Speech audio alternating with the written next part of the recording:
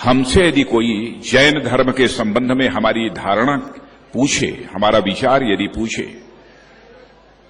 तो मैं ये कहना चाहूंगा कि भारतीय संस्कृति का अनमोल रत्न यदि कोई है तो जैन धर्म है। कई तथाकथित प्रगतिशील यह प्रश्न हमारे सामने खड़ा करते हैं, कहते हैं जैन धर्म क्या है इसमें? यह केवल सैद्धांतिक बात करते हैं, यह व्यवहारिक बात नहीं करते हैं। और आज सारा विश्व ज्ञान और विज्ञान की दृष्टि से इतनी ऊंचाइयों को हासिल कर चुका है, तो जैन धर्म की आज के युग में क्या प्रासंगिकता शेष बची है? यह सवाल कभी कभी तथाकथित प्रगतिशील लोग खड़ा करते हैं। आप जानते हैं कि जैन धर्म यह मानता है कि यह सारी प्रकृति, होल यूनिवर्स, पूरा ब्रह्मांड यदि बना है तो एक कण है, तो कणों के समायोजन से ही यह पूरा ब्रह्मांड बना है, और उस कण को हम कहते हैं पुद्गल।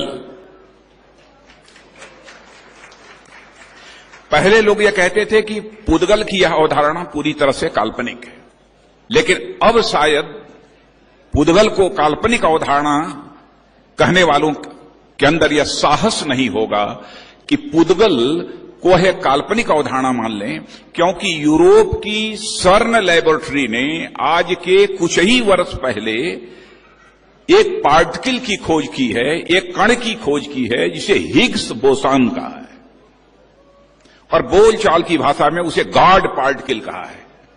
और सर्न लैबोरेटरी के वैज्ञानिकों ने भी सच्चाई को स्वीकार कर लिया है कि यह पूरा यूनिवर्स, यह पूरा ब्रह्मांड यदि बना है तो कणों के समायोजन से बना है।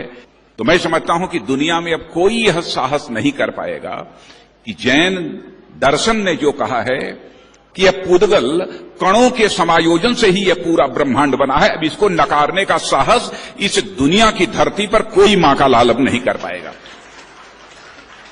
कभी कभी लोग यह सवाल खड़ा करते हैं कि यह महामस्तकाभिषेक 12 वर्षों पर होता है। शायद बहुत लोगों को इस बात की जानकारी नहीं है 12 वर्षों पर यह महामस्तकाभिषेक क्यों होता है। इसके पीछे भी वैज्ञानिक कारण है।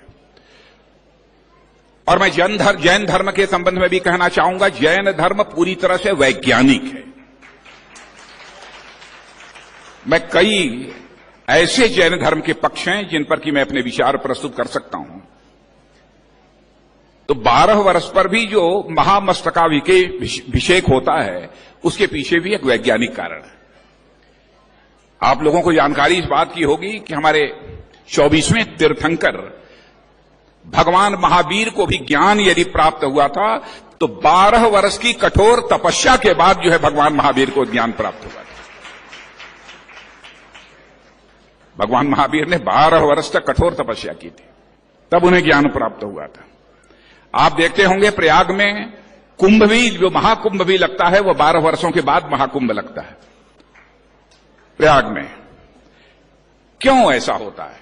12 वर्ष के बाद क्यों? और बृहस्पति ग्रह भी अपना एक चक्र पूरा करता है तो उसे एक चक्र पूरा करने में 12 वर्ष लग जाते हैं। यह है 12 का महत्व। इसीलिए महामस्तकाभिषेक भी यह 12 वर्ष के बाद बाहुबली स्वामी जी का होता है। कुंभ भी महाप्रयाग का होता है तो वो 12 वर्ष के बाद होता है। लोग यह भी कह सकते हैं जैन धर्म मानने वाले लोगों की संख्या बहुत ही कम है इस धरती पर, लेकिन मैं यह बात कह सकता हूं संख्या बहुत भले ही कम हो, लेकिन गुणवत्ता इस जैन धर्म के मानने वाले लोगों में है।